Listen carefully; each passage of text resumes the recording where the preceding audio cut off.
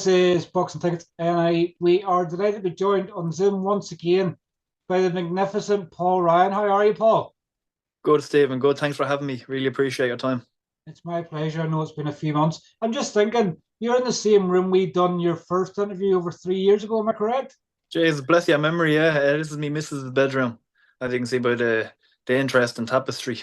The graffiti on the wall nearly looks like Tyrone McKenna's done some design work for Yeah, you. he came in. Yeah, absolutely. Yeah. But I guess like I remember, obviously it was probably 3.5 years ago now since we've probably done that. And I guess whenever you get used to doing Zoom interviews, sometimes there's so many mental images in your head that I was going, that looks like the same room we did on your very first one. And Yeah, you just put one and one together then. I did. I was lucky it came right. I guess how's things with you. I guess probably for you, you just probably can't wait to get back in the action next week. Like, you know, we're what, 6 months on since I guess your shock and sudden defeat as a pro. Like, how is it's probably been a frustrating time for you at the same time, Paul, because fights falling through and everything else like that. Is it was that probably just the cherry on the cake you probably didn't need then they suffer defeat? Yeah, the goal never changed. So I never look at it as one fight at a go. I'm always looking 10 years down the road, So the goal, the plan is always in place. That'll never change. Obviously, you're at rock bottom when that happens and you need to build yourself back up and you need to get the finger out and kind of build momentum. So it's just a thing of getting through each day, not kind of dwelling too much and keeping the faith. I guess in some ways, like if you sort of watch back the sort of of what there was of the fight, like I probably you probably be your own harshest critic. We probably be that frustration of obviously not fighting for over a year. Like did that probably just come out into you? You just wanted to go in and take someone's head off, and unfortunately, you got caught, and that was it. Well, that's it. Like you kind of no, I definitely didn't get complacent. I always take my training very serious, but I was sparring with guys that your levels ahead and you're getting away with stuff, and in the back of your head you kind of know that, but you're not focusing on that. You're just focusing on getting in and hitting and doing the job. And like you said, you've been out for so long. Obviously, it was my first fight under my new management, so you want to impress. So I was going in thinking knockout all day. And then I remember in the fight, I hit him with kind of a semi good shot, an uppercut. I lifted his head a bit and I said, "That's him gone." I remember actually saying it to myself. And then turned out it was me gone after it. Like I guess it's that just isn't it? It's just that ring rust that's sort of there. You're going, he's gone here, and obviously it ended up being if you probably hadn't have went in for the kill, but as a fighter, you're always going to go in for the kill. You're always going to go Hmm. looking for that devastating knockout, particularly on your debut with a new promoter and stuff like that as well. You know, like I guess when you look back, you go, I just read that situation wrong, and you unfortunately paid the worst price you can pay. Yeah, well, that's it. Like a win covers a multitude of sins. So had I went in, clipped them, got them out of there, banged them out, I'd still be doing the same thing. You focus on what you do well after a win. So I'd still be sparring the same people. I'd still be doing everything, and I would have went into the next fight thinking the same. And eventually, that mindset would have caught me when the stakes were higher. So obviously, hindsight is a good thing, but I think it was the best wake up call that I could have had. And sometimes it's better to probably face a defeat early on in a pro career than get to like 15 or 20 and 0 and then you're going, Craigie, what do I do, what do I fix? Whereas you're only 7 fights in as a pro, so you're going, right, the wee mistakes that I maybe made here somewhere you can capitalize on them quicker because you would rather lose at this stage than I say get to the bigger stage and then you go, fuck, we'll even bother box anymore, what it does to the Yeah. mind. Yeah, well, there's always context behind things as well. So had I went out and got outclassed by him over 6 rounds by an opponent of that level, you'd be worried. You'd ask questions. But I think everyone's seen it. They watched the fight. It's professional boxing. We're wearing 10-ounce gloves. I got caught. That happens now. That can't happen again. I understand that. But in the heat of the moment, in the heat of a battle, of course it's going to happen to you. It can happen to anyone. Like I remember obviously when the referee was sort of calling the two together to call the result. Like in your like at that stage where obviously were you still sort of badly hurt at that stage because you were sort of looking around as if to go as if what was going on. That referee stopped me of the greatest comeback in boxing history. I was up at six. I got up at six, and I'm money messing. Yeah, I don't remember. I remember hitting me with one shot, and then I remember standing up and the ref was waving it off, and I said, "No, give me me count, give me me count. I'm up." And he's like, "No, mate, you're not getting a count. Get into the corner there." And I was just kind of like, I didn't think I was out that bad, but obviously watching back on it, I was out. It's a fighter in you, Paul, isn't it? Like you Aye. never want to go out in that way. Like it was probably worrying for me, sort of watching at the time, and I'm sort of looking and and I'm seeing him calling out the decision of the fight, and I'm going, like at that stage, you're probably going, is he just, is he just calling us into the sort of ring here rather than anything else? But I guess that's the dangers of boxing. Sometimes, obviously, afterwards, you can see what's going on. You're going, you have to trust the referee's judgment because he's there at the end of the day. He's there to protect you. Like if he'd let you go on, you probably could have stopped him 30 seconds later. But I guess they just can't take that chance. Genuinely watching it back, I still think I got up at 6. I think he could have let me go on. That's the fighter in me, though. I was like, if you watch him, I was up on my feet at 6, and I think I could have got through that round. I could have won it, but it's your health. That's the main thing. Most important thing is you get out of the ring and you have your faculties. I don't want to be blowing bubbles in 10 years' time now. Not being able to eat soup on my own. So it's all And, for a reason. and like it's taken 6 months to obviously get back in the ring. Has it just been a case of obviously just getting a fight date sort of locked in? I guess sometimes you come off of the feet. Sometimes there's probably more worry for your promoter and things like that to go. We want to give you time to heal properly rather than just getting back in there. No, I had a fight lined up for the end of June.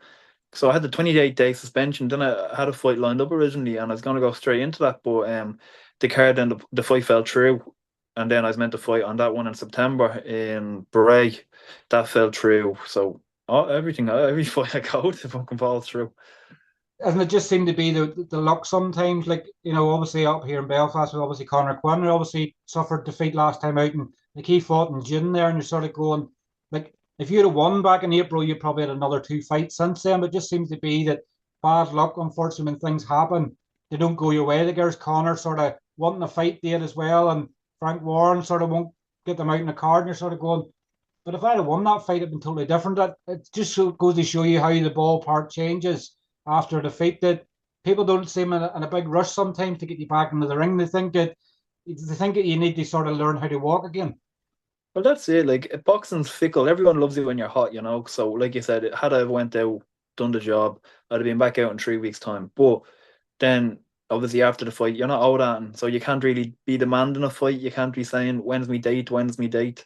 You kind of have to take your licking, get the head down, and get back to it.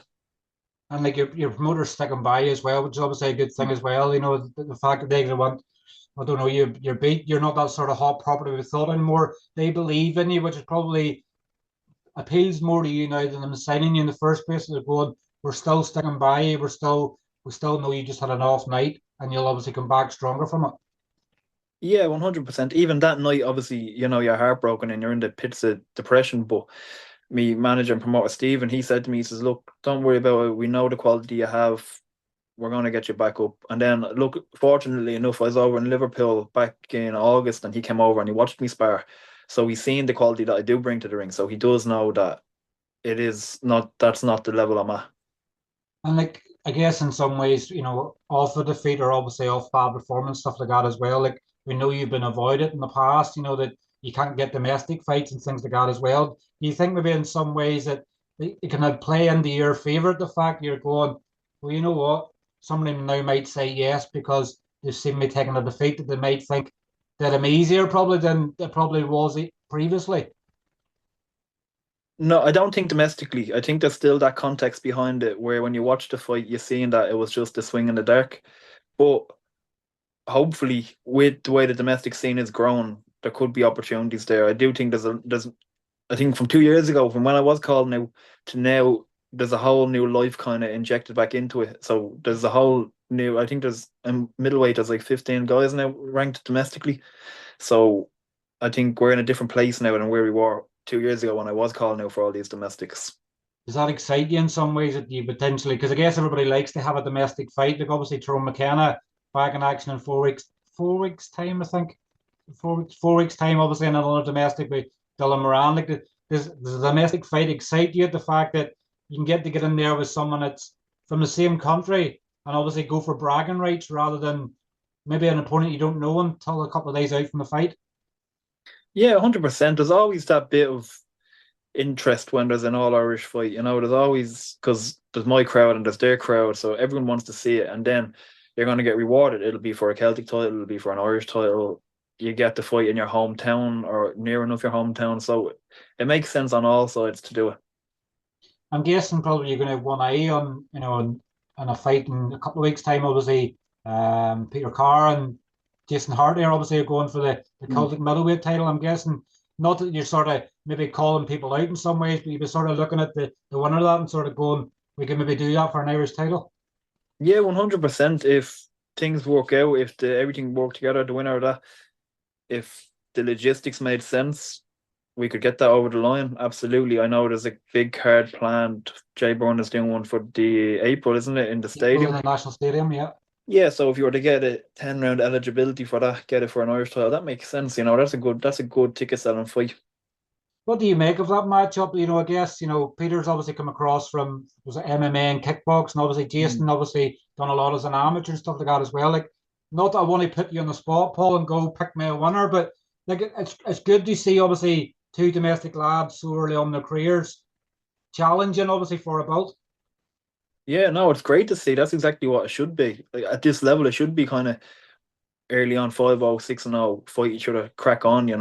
Then the winner goes on to the next level. The loser stays at that level until he goes to the next level. That's how it should be. But I've never seen Peter Carr box. I've never watched him, so I couldn't comment on it. It'd be unfair of me. But just fair play for getting it done. Everyone else needs to see lads like this taking the fights, because then it's going to incentivize them to do it as well. Exactly. There's no loser when it comes to domestic fights. We've seen so many domestic fights this year. And there is no loser at the end of the day. People have to be rewarded for stepping up with that and giving them the praise and the respect that they deserve. Because as we see so often, and not even in Irish boxing, but in boxing in general, people avoid fighters until it gets to the stage it's too late, and then when they do it, like a Mayweather and Pacquiao, it's 5 years too late. Mm. Yeah, like you have all this kind of crap of, let's let the fight marinate, let's build it. Why? Get it done, get it good. Like, I think when Sugar Ray Leonard and Tommy Hearns fought each other, Sugar Ray was 21 and Tommy Hearns was 23. Do you know what I mean? Like that, and the magnitude of that fight, and these were superstars back then. Sugar Ray won, Tommy Hearns lost, but that was it. They moved on. That's what it should be. It shouldn't be this thing of let's wait 4 years, drag it out. Why? All that's going to happen is one's going to pick up a cut or going to end up losing to someone else, and the fight's going to fall by the wayside. Exactly. At the end of the day, there's no fear. There shouldn't be no fear in losing nowadays, and unfortunately, that's the stigma sometimes attached to the sport that people associate it differently from UFC. Whereas people lose in UFC and they come back and they win. We've seen fighters in the past. Like I think Tevin Farmer lost 2 or 3 of his first 7 fights and still And became then a world even champion. Like there's like no. Bernard Hopkins lost his debut. Like, people don't understand that. Like, you can have a bad win and a good loss. I don't. That's not understood enough. So you can go in and eke a points decision against a journeyman and kind of look awful, get a 6 round unanimous decision win, or you can go in and have a war. Like, look at Kevin Cronin and Emma Brennan. They had a great fight there in the tree. I know there's talk of them getting brought back to fight in Madison Square Garden on the Callum Walsh undercard. So this is what I'm saying. The reward is there. You have to trust it. You have to go with it. Obviously, I'm going to say a person's name, and obviously, I'm sure you're going to know straight away. Shane McConnell.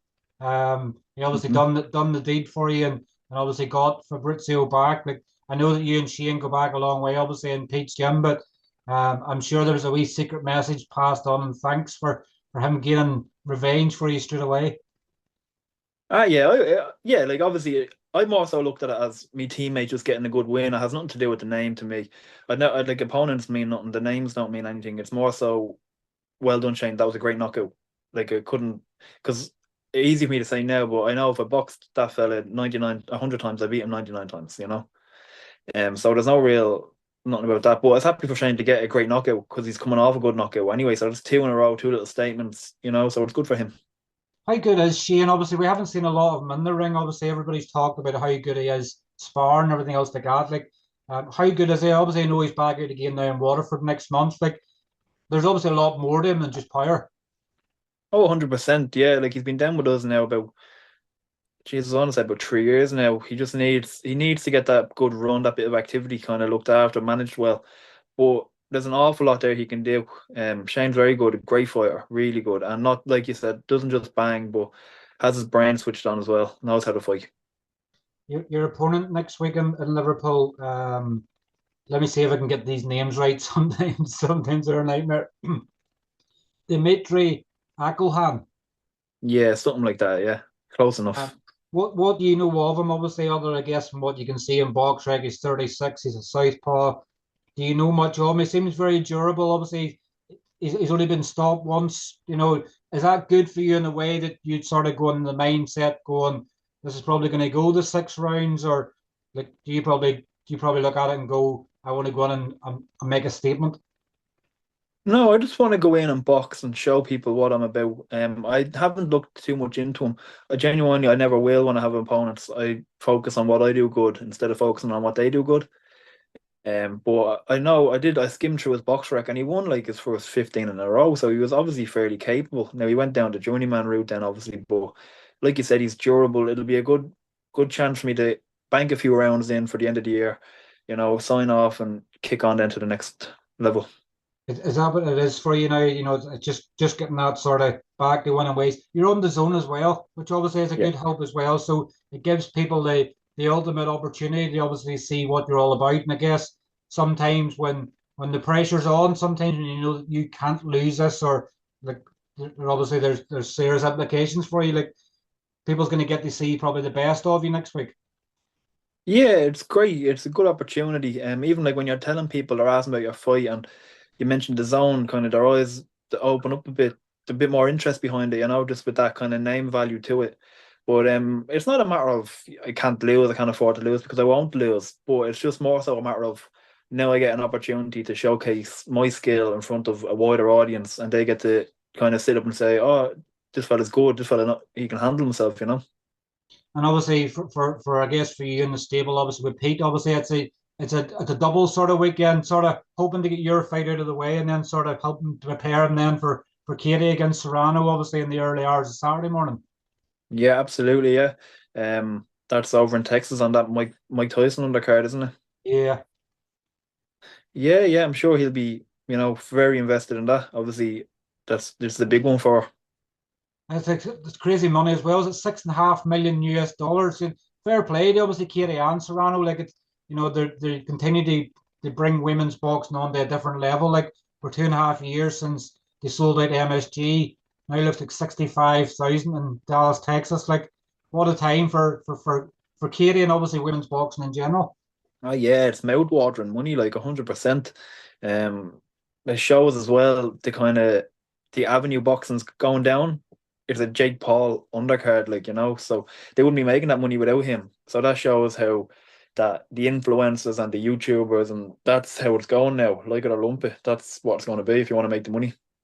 I was actually watching a bit on Netflix last night. There's obviously a documentary. It's on free to watch, and I was sort of watching parts of it. And, like, no matter what people's opinions are of Jake Paul, like from taking up Deji was it? I think he fought in 2018. He decided, I think he just decided he wanted to go into boxing. I think he was called out, and fair play to him. 6 years later, there he is fighting one of the baddest men on the planet, Mike Tyson. Like it's whatever people's opinions are, like yes, it's great because Katie and Serrano are getting big money. There's other fighters in the card. There are big opportunities, big money and stuff like that as well. Like no matter what people's opinions are, it's helping people make the most out of the sport. 100%, and it's a whole new audience. Like there's kids growing up now who, if you ask them their favorite boxer, they'll say Jake Paul, or like that's how it is now. These are kids that watch YouTube or they play games. They wouldn't usually be into boxing, but now they're going to watch it. And if they see one other fighter they like, that's a new audience. There's a new set of eyes on them. But like, and then the thing about Jake Paul, he will win a world title. I can guarantee that. With the money, with the way he'll manage himself, he will. Before it's all done, he'll end up holding a world title. You mean like the sort of politics is involved sometimes in sport when governing 100%. bodies Yeah, have to see the yeah. money that's involved and go, let's give him a chance for a world title? He'll maneuver himself to a way that he'll get a world title. Like how, you know, as like as a fan, sometimes like I'd probably ideally don't want to watch the fight because I probably don't want to see a 58 or 59-year-old Mike Tyson in the ring where he's long past obviously his best. Like, do you think Mike's going to go in there and sort of one of them was going, I'm not here to sort of mess about. I am coming to take your head off. I think I was watching like some of the stuff that came up on the social medias and stuff, and there's a reason why all of Mike Tyson's training clips are 1 second long. You know, it is because he's a 60-year-old man. Obviously, he's still Mike Tyson, but I think there's not a script, but they know what they're doing. There'll be not, it's an event more so than a fight. I think like I think it's is it 8 2-minute rounds with 14-ounce gloves, but it's still sanctioned as a professional boxing match. So this is Yeah. what I'm saying about the maneuvering that can be done with it. You know. It's crazy to think, it has been staged as a professional fight. Like we're seeing fighters nowadays when they get to like 35 and it's hard to get a license. And there Mike Tyson's been licensed to box at nearly double the age. But Yeah, it's it's money crazy. talks, isn't it? Money talks, absolutely like that. It's entertainment now. It's not just sport. It's putting asses on seats. I think this fight going to be streamed live on Amazon or Netflix or something like Netflix that. for free. Yeah, so this is the new way it's going, and how many people will tune into that? Like, I would say it's, like I know that the zone and things like that, like they sort of broadcast. Like I think Taylor Serrano done 1.5 million views the last time. Like I would I'd probably I don't know, I'm sticking my neck in the line here, probably maybe say you can maybe get 10 million watching that because it's free. oh, it'll be huge numbers. Like, how many people will be sitting? Now, I know it's Texas, so the time zones, but I'm saying, how many people will be sitting there and will just stick it on because it's Mike Tyson, it's the name value, it's Jake Paul, like, and like you said, it's free. So that's how it's going to be, and that's how the model will go now. And gone will be the days of pay-per-view and that whole stuff. It's gone. It's like I know we'll obviously as they classify illegal TV nowadays, like your IPTVs and stuff like that. Like people can't really get a true audience in the zone or TNT, Sky Sports because people are getting it from an illegal source. Whereas with Mm. Netflix, the numbers that's going to be on there are going to be actual genuine numbers. So for once, we're going to get to really see for ages a true audience. Yeah, I don't think they've learned how to illegally stream Netflix yet, but you'll get a real indication of it, yeah, and then hopefully that will translate to fighters getting a better pay. I don't know what way the deals will work, but you'd have to imagine that it only benefit fighters as well with more eyes watching. Definitely would. I guess obviously when you return to winning ways next week, is it a case of obviously looking at to see what's next in the new year? Like obviously when would you I guess like to get back out again? Obviously after next week, I guess it's become the Yeah, Christmas and maybe there's no shows in January, so maybe like February, March sort of time. there's talks of a show on the 14th of December in Liverpool as well. Now I don't know where they are on that, but if that becomes a runner, I'll be on that. So that's literally a 3 week turnaround, which would be ideal. Other than that, it's just stay in the gym, keep ticking away, don't get too fat over Christmas. That's what you want though, isn't it? You want you get back in the action and it's that adrenaline's going right. When can we get the next one? When can we get the Oh, next one? 100%. Yeah, like that. If you got that right there before the Christmas, and then you'd look at maybe March, and then that'd be ideal. You know, you step up. So you get these two this side of the year as a 6 rounder. Say in March you do an 8 rounder, and then off you go. You're off to the races. You know. And just finally, always before we finish, you're obviously going to be middleweight now as well. I've been seeing the pictures and we've been obviously messaging things like that. Like you're going to be a different beast at 160 pound. Oh, 100%. Yeah, I won't be boiling myself down. I won't be, killing myself making weight. Now it'll still be a bit of a cut, but yeah, it's about fighting, not cutting weight. So Definitely, that extra 6 pounds going to make a big difference. And what we've already seen, obviously, your punch power. Like we're just past 3 years as well, obviously, since your less than 60-second job in the Ulster Hall as well. So like you've yeah, already have that power at 154. Imagine we're going to be like at 160 or by the time you rehydrate 170, 175. So you'll be a completely different beast.